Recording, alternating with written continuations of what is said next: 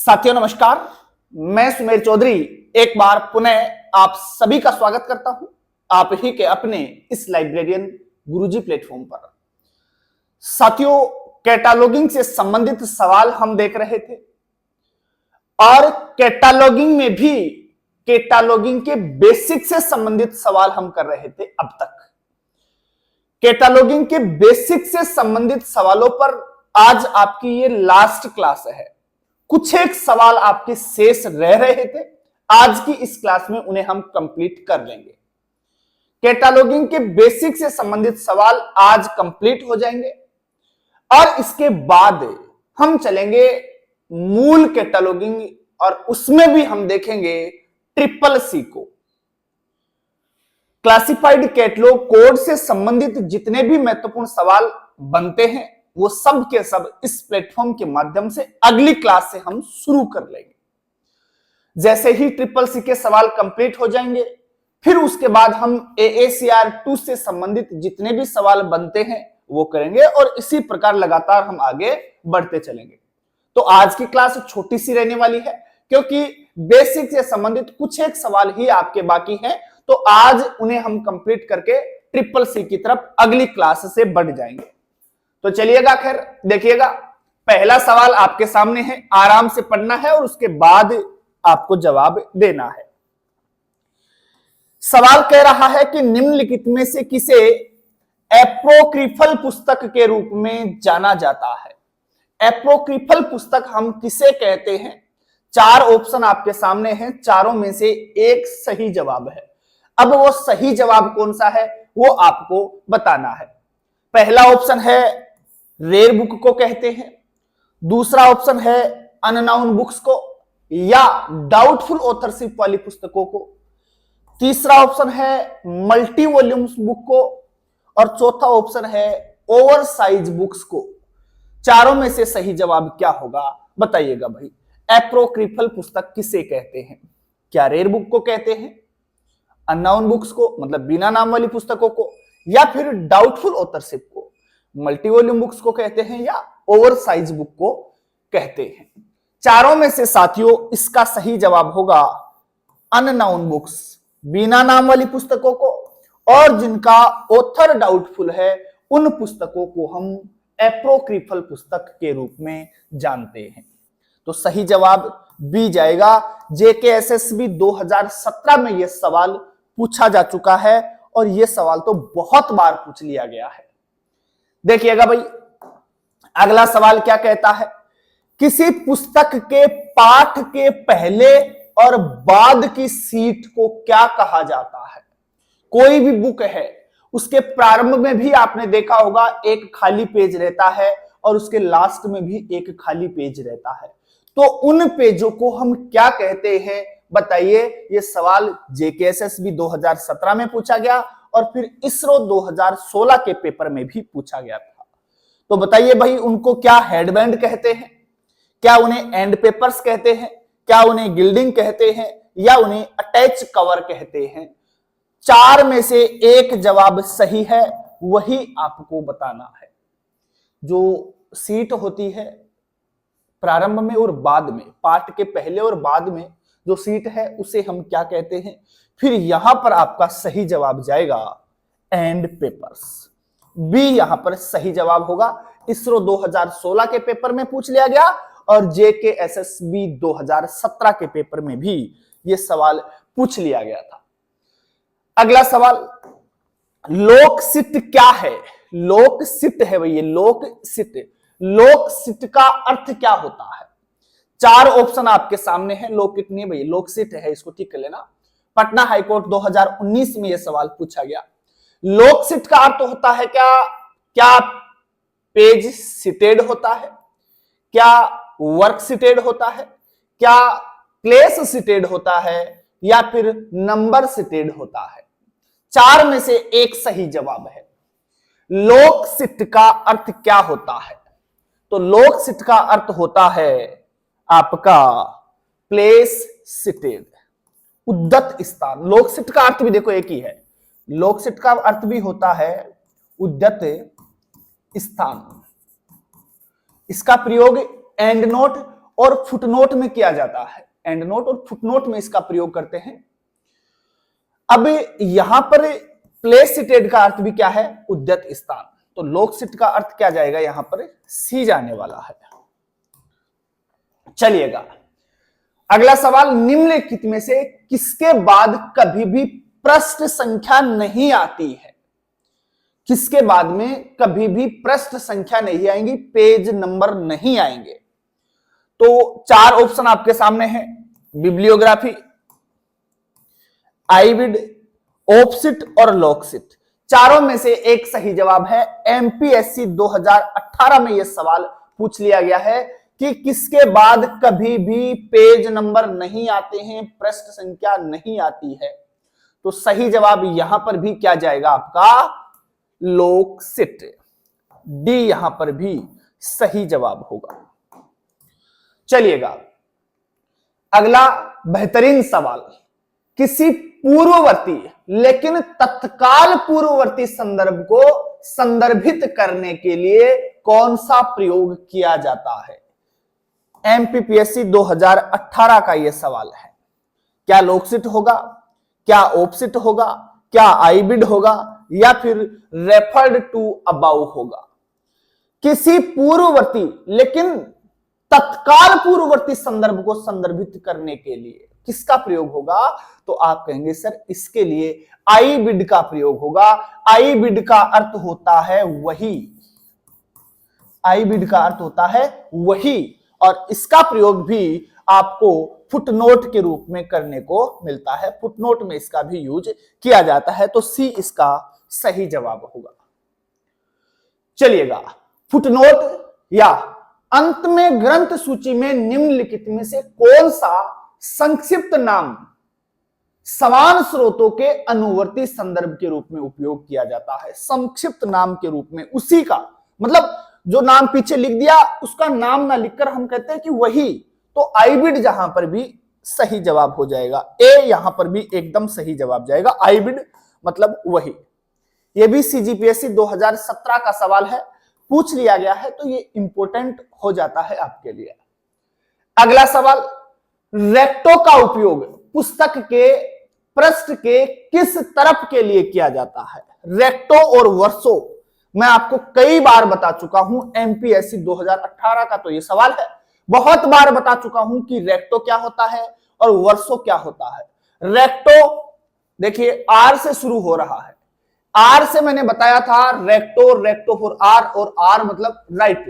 तो right side वाला जो पेज होता है पुस्तक का, पुस्तक में जब आप पुस्तक पढ़ते हैं तो एक तो लेफ्ट साइड वाले पेज होते हैं और दूसरी तरफ राइट साइड वाले। कोई भी आप कहीं भी खोल लीजिए पुस्तक का पेज कोई भी, तो लेफ्ट साइड वाले पेज हैं वो तो कहलाते हैं वर्सो, और राइट साइड के जो पेजेस होते हैं वो कहलाते हैं recto. R for right, R for recto. पुस्तक ओपन करके हम जब पढ़ते हैं तो एक तरफ मतलब लेफ्ट वाले वर्सो और राइट वाला पेज आपका कहलाएगा रेक्टो। आर फॉर राइट, तो रेक्टो कहलाएगा राइट साइड वाला पेज। तो ए यहां पर भी सही जवाब जाने वाला है। निम्नलिखित कोडों को कालानुक्रमिक क्रम के अंदर व्यवस्थित करना है। सब चीजें मैंने पढ़ा रखी हैं, आपको एक लिस्ट भी बना के दे रखी गई है। अब उस लिस्ट के अनुसार आपको बताना है कि सबसे पहले कौन सा आया, उसके बाद कौन सा आया, उसके बाद कौन सा आया और उसके बाद कौन सा आया। क्रमबद्ध रूप से इन्हें व्यवस्थित करना है। देखिएगा महाराष्ट्र सेट में यह सवाल पूछा गया था। ट्रिपल सी पढ़ी है आपने, AACR 2 पढ़ी है आपने, rules for dictionary catalogue RDC पढ़ी है आपने, और AA कोड भी पढ़ रखा है आपने। सबके वर्ष भी मैंने लिखवा रखे हैं, हालांकि इनके सबके संस्करण तक लिखवा रखे हैं मैंने। तो आपको देखो जी, ट्रिपल सी का वर्ष कौन सा था भाई? ये डबल सी नहीं है, CC नहीं है। CC होता तो हम 1933 बताते। क्लासिफाइड कैटलॉग कोड है, ये ध्यान रखना। ये कोलन क्लासिफिकेशन नहीं है। डबल सी का मतलब कोलन क्लासिफिकेशन, ये ट्रिपल सी है। ट्रिपल सी का मतलब क्लासिफाइड कैटलॉग कोड है ना। तो ये सूचीकरण वाली है। तो ट्रिपल सी का वर्ष जो है 1934 है। आपको पता है पहला संस्करण इसका 1934 में आ गया था और आखिरी का संस्करण इसका 1964 में आया था, पांचवा। बीच वाले तीन 34 के बाद 45, 51 और 1958, 34, 45, 51 और 58 और लास्ट में 64। तो ये 5 संस्करण कुल थे। खैर आपको तो पहला चाहिए यहां, तो 1934 में आया था। AACR 2 है, ये 1 नहीं है, ध्यान रखना, 67 वाली नहीं है, ये 78 वाली है, 1978 2 है ये, तो इसका आ जाएगा 1978। RDC के लिए आपको पता ही है 1876 और AA कोड जो आपका है AAR तो 1908 है। तो लगाओ भाई क्रम से, सबसे पहले 1876 वाली आएगी क्या, मतलब 3 नंबर सबसे पहले आएगा। तो यहां देखिए सबसे पहले 3 नंबर, इसमें भी नहीं है, इसमें भी नहीं है, इसमें भी नहीं है, तो लगा सीधा आंसर निकल के आ गया, एक से ही पकड़ में आ जाता है। तो सबसे पहले 3 नंबर 1876। 1876 के बाद आप देखिए 1908 आएगा, मतलब 3 के बाद 4 आएगा, तो 3 के बाद 4 है। अब उसके बाद 1934 पहले आएगा कि 1978, आप कहेंगे सर 1934 पहले आएगा और लास्ट में 78, तो ए यहां पर सही जवाब होने वाला है। चलिएगा अगला सवाल देखते हैं क्या कहता है। निम्नलिखित कैटलॉग कोड को उनके प्रकाशन वर्ष के अनुरूप व्यवस्थित करना है, वर्ष के अनुसार व्यवस्थित करना है। तो वही दे रखा है आपको, क्लासिफाइड कैटलॉग कोड CCC दे दिया, ए कोड दे दिया, AACR 2 दे दिया और RDC, वही सवाल है। केवल चेंज इतना सा किया है कि CCC के स्थान पे पूरा नाम दे दिया क्लासिफाइड कैटलॉग कोड। तो आपको पता है भाई सबसे पहले RDC आएगी, तो RDC कहां है इसमें, ये रही 4 नंबर, तो 4 नंबर सबसे पहले आएगा और 4 नंबर केवल और केवल बी में है सबसे पहले, क्योंकि RDC 1876 में आ गई थी। क्लासिफाइड कैटलॉग 34 में है, AA कोड 8 में है, AACR 2 यहां दे रखी है, तो ये 78 में है, RDC 76 में है ये। तो 4 नंबर सबसे पहले आएगा, RDC 1876, तो 4 नंबर सबसे पहले, इसका मतलब बी सही जवाब होगा। चलिएगा अगला सवाल देखते हैं। निम्नलिखित को कालानुक्रमिक क्रम में व्यवस्थित करिए। तो चलिएगा, इनके भी वर्ष अगर आपको याद है तो आराम से इसका भी आप सही जवाब दे सकते हैं। ISBD बोले पी शातेग, तो ISB BDPO है, बोले गुरुजी शातेग, तो शातेग 1973, ठीक है। मार्क और मार्क के सब आपको एडिशन लिखवा रखे हैं मैंने, केवल मार्क है इसलिए जाएगा 1966 में। CCF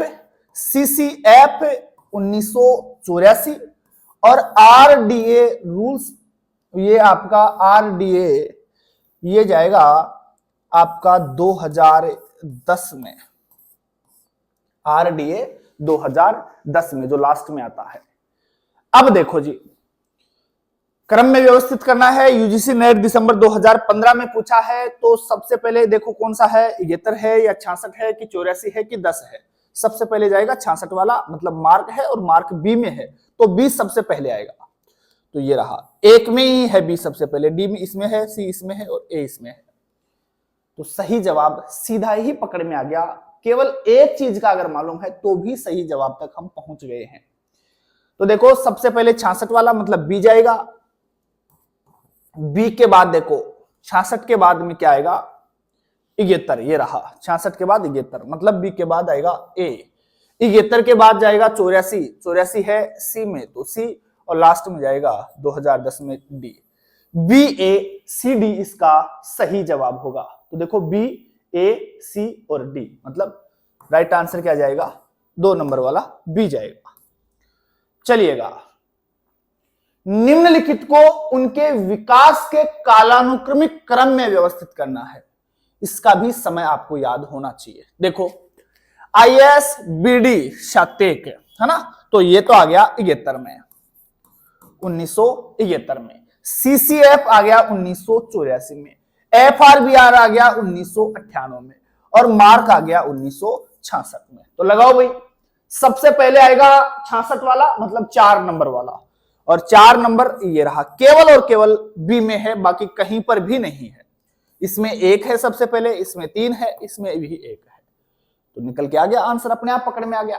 फिर भी अपन देख लेते हैं, सबसे पहले क्या आ गया भाई, यहां 4 नंबर वाला, मतलब ठीक है, 4 लगा देते हैं। 66 के बाद 71 मतलब 1 नंबर वाला, 71 के बाद 84 मतलब 2 नंबर वाला, और 84 के बाद 98 अर्थात 3 नंबर वाला। तो 41 23 सही जवाब होगा। ये रहा 41 और 23 मतलब बी एकदम सही जवाब है। चलिएगा अगला सवाल देख लेते हैं। निम्नलिखित कैटलॉग कोडों का कालानुक्रमिक क्रम पहचानिए। वर्ष याद होंगे तो आराम से ये भी आप पहचान पाएंगे। देखिए भाई, AACR2 है तो AACR2 का तो सबको पता है 1978 है। यहां CCC है, इसका मतलब 1934 है। AA8 1908 है, एंग्लो अमेरिकन कोड ना। और ALA कोड है तो ये अमेरिकन लाइब्रेरी एसोसिएशन का कोड आया था 1949 में। तो देखो भाई क्रम देखिएगा इनका, सबसे पहले तो कौन सा है?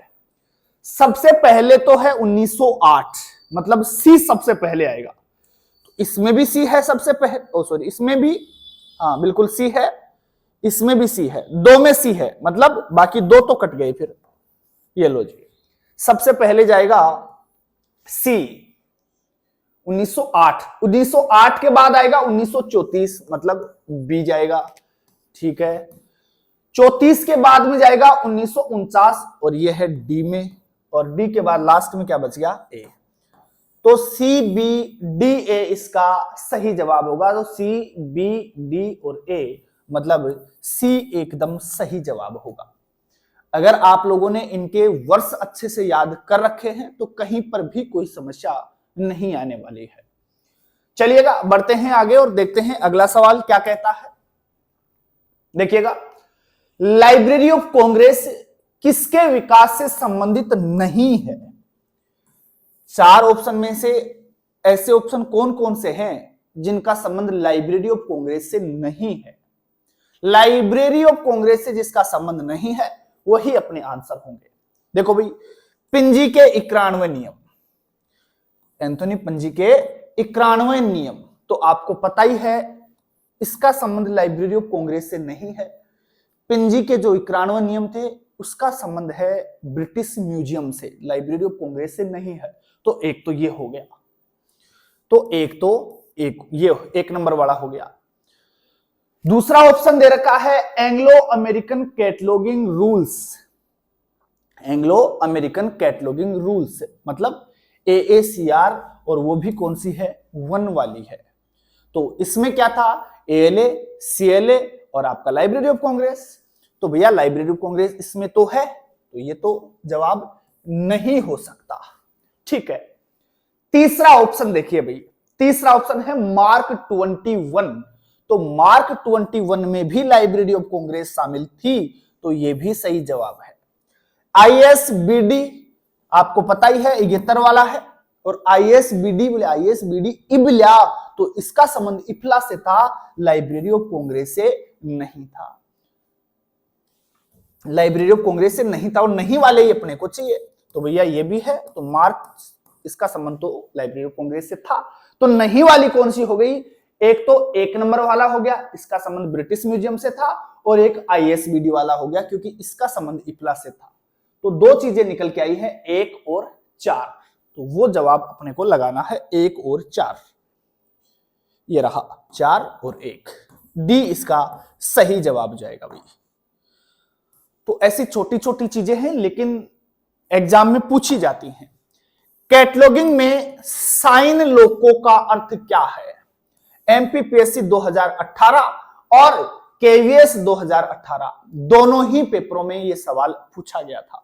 साइन लोको याद करिए, जब मैं आपको AACR2 पढ़ा रहा था और उसकी मेन एंट्री सिखा रहा था, उस समय मैंने साइन लोको भी दिखाया था, मतलब SL भी दिखाया था, कहां कैसे प्रयोग होता है, और उसके साथ ही SN भी दिखाया था। दोनों चीजें दिखाई थी, लेकिन यहां सिर्फ बात हो रही है साइन लोको की। AACR2 की जब एंट्री करते हैं, मेन एंट्री करते हैं, तो उस मेन एंट्री में आपकी पुस्तक का अगर प्रकाशन का स्थान नहीं दे रखा होता है तो फिर हम प्रयोग करते हैं साइन लोको का। प्रकाशन का स्थान नहीं हो। लोको से है लोकेशन, और किसकी लोकेशन? पब्लिकेशन की या पब्लिशर की लोकेशन का पता नहीं होता है। तो विदाउट प्लेस, स्थान का पता नहीं होता है। याद होगा आपको, वर्गाकार कोष्टक के अंदर जब पब्लिकेशन का स्थान का मालूम नहीं होता है तो वर्गाकार कोष्टक में S.L का प्रयोग हम करते हैं, साइन लोको, उसके आगे SL लगा देते हैं वर्गाकार कोष्टक के अंदर। तो हम समझ जाते हैं कि इस प्रकाशक का स्थान नहीं दे रखा है पुस्तक में, तो SL लगा देते हैं। जब नाम नहीं होता है तो L के स्थान पे N कर देते हैं, है ना। चलिएगा, खैर पढ़ा चुका हूं, ये सारी चीजें बहुत अच्छे से करवा चुका हूं आपको मैं। देखिएगा अगला सवाल, अंतरराष्ट्रीय सीरियल डेटा सिस्टम ISD और S, international serial data system के लिए अंतरराष्ट्रीय केंद्र कहां कार्यरत है? ISDS का इंटरनेशनल सेंटर कहां पर स्थित है? यह सवाल TNPSC 2019 में पूछा जा चुका है। ISDS तो भैया पेरिस में है क्या, टोक्यो में है क्या, बर्लिन में है क्या, या फिर कोलंबो में है? ISDS अगर आपको वर्ष भी पूछे तो बता देना भाई 1975, और 75 से लेकर 93 तक इसका नाम ISDS ही रहता है। खैर देख चुके हैं हम ये सारी चीजें। यहां पर आपको इसका सेंटर बताना है, और सेंटर इसका है पेरिस में। वर्ष पूछे तो 1975 आप बता देंगे। बहुत सी जगह 1971 भी दे रखा है, लेकिन वो ऑफिशियली नहीं था। 1975 इसका सही वर्ष है ना, 71 भी दे रखा है। इस प्रकार से सवाल आते हैं और आपको आराम से पढ़ के जवाब देना है। चलिएगा अगला सवाल, ब्रिटिश संग्रहालय के लिए विकसित प्रसिद्ध 91 रूल्स, 91 नियम, 91 नियम किसके द्वारा विकसित किए गए थे? एंथोनी पंजी, लुबटजकी, C.A. कटर या फिर C. जेवेट? अभी हमने देखा था एंथोनी पंजी के 91 नियम, ब्रिटिश म्यूजियम वाला, तो ए यहां पर सही जवाब जाने वाला है। अगला सवाल, पुस्तक की रीढ़ पर बना, रीढ़ का मतलब जो पुस्तक की स्पाइन होती है पीछे की तरफ, है ना, पुस्तक की स्पाइन पर बना संक्षिप्त शीर्षक क्या कहलाता है? क्या उसे बाइंडर टाइटल कहेंगे, क्या उसे टेल टाइटल कहेंगे, क्या उसे फैंसी टाइटल कहेंगे, या फिर उसे स्पाइन टाइटल कहेंगे? आराम से जवाब दीजिएगा, कोई जल्दी नहीं है, सोच समझ के जवाब देना है। पुस्तक की रीढ़ पर बना संक्षिप्त शीर्षक क्या कहलाता है? क्या बाइंडर टाइटल कहलाएगा, क्या टेल टाइटल कहलाएगा, या फैंसी, या फिर स्पाइन टाइटल? बताइए भाई सही जवाब क्या होगा? तो साथियों इसका जो सही जवाब है वो होगा बाइंडर टाइटल, टेल टाइटल नहीं होगा भाई। बहुत से लोगों के मन में चल रहा होगा टेल टाइटल, तो टेल टाइटल नहीं होगा। टेल टाइटल तो वो होता है कि उस टाइटल को देखते ही पता चल जाए कि यह पुस्तक आखिर किसके बारे में है। टाइटल से ही उसके विषय का पता चल जाए, टाइटल को देखकर ही पता चल जाए कि यह पुस्तक तो यार इसके बारे में होगी। टाइटल से ही मालूम चल जाता है कि पुस्तक के अंदर किससे संबंधित गाथा है सारी की सारी, वो होता है टेल टाइटल। तो यहां जवाब जाएगा बाइंडर टाइटल। चलिएगा, खैर बहुत अच्छा सवाल आपके सामने है। कैटलॉग के भौतिक रूपों को कालानुक्रमिक क्रम में व्यवस्थित करना है। कालानुक्रमित क्रम में भौतिक स्वरूपों को, यह सवाल आपने कहीं भी अगर पहले पढ़ रखा है, कहीं भी पढ़ा हो, किसी भी चैनल के माध्यम से यह सवाल पूछा गया यूजीसी नेट 2006 के पेपर में, तो वहां पर इसका सही जवाब क्या माना है? हमें भी वही मानना है। पहले भले ही हमने कुछ भी पढ़ा होगा, हमने या आपने कहीं पर इसका आंसर कुछ भी पढ़ा होगा, अगर कोई अलग पढ़ रखा है तो आज इसको ठीक जरूर कर लेना आप, और यही क्रम आपको याद करना है जो मैं अब बता रहा हूं। कालानुक्रमिक क्रम बताना है कैटलॉग कोड के भौतिक रूपों का। देखो सबसे पुराना तो है रजिस्टर कैटलॉग, सबसे पहले आएगा रजिस्टर कैटलॉग। रजिस्टर कैटलॉग के बाद आया था आपका सीप कैटलॉग। ध्यान रखना, ये क्रम यही याद करना है, पहले आपने कुछ भी पढ़ा हो बोले। और सीप कैटलॉग के बाद आया था कार्ड कैटलॉग, और कार्ड कैटलॉग के बाद आया था ओपेक। तो ये क्रम जो है ना याद कर लेना आप। पहले अगर आपने कुछ उल्टा पुल्टा पढ़ रखा है तो इसको आज ठीक कर लेना। ये सवाल बहुत बार पूछ लिया गया और हर बार आंसर यही मान रहा है इसका। तो रजिस्टर के बाद सीप, और सीप के बाद कार्ड, और कार्ड के बाद आएगा ओपेक। बहुत सी जगह मैंने भी पढ़ा है, आपने नहीं, बहुत सी जगह कार्ड कैटलॉग को पहले दे रखा है और सीप को इसके बाद दे रखा है, वो आंसर माना है। लेकिन मैंने कई जगह ये एग्जाम्स में क्या माना है इसका आंसर वो देखा है, और एग्जाम में आंसर इस क्रम में माना है। तो जो एग्जाम में माना है वही हमें देखना है। रजिस्टर, सीप कैटलॉग, कार्ड कैटलॉग और ओपेक, ये इसका सही जवाब माना है, बहुत बार मान लिया है। तो आप भी इसका आंसर क्या मानेंगे भाई? ए ही मानेंगे, रजिस्टर, सीप, कार्ड और फिर ओपेक। अब जो अगली क्लास आपकी आएगी उसमें हम ट्रिपल सी से संबंधित सवाल शुरू करेंगे, और बहुत सारे सवाल ट्रिपल सी के करेंगे, और ट्रिपल सी के कंप्लीट होने के बाद AACR 2, और फिर इस प्रकार से आगे चलते रहेंगे। क्लास बहुत अच्छी लगी होगी, उम्मीद करता हूं सारे के सारे क्वेश्चन आपने याद कर भी लिए होंगे। अगर फिर भी नहीं किए हैं तो आप अगली क्लास में आए उससे पहले आवश्यक रूप से इन्हें तैयार करके ही आइएगा। चलिएगा, बहुत बहुत आप लोगों का धन्यवाद। जय हिंद, जय भारत।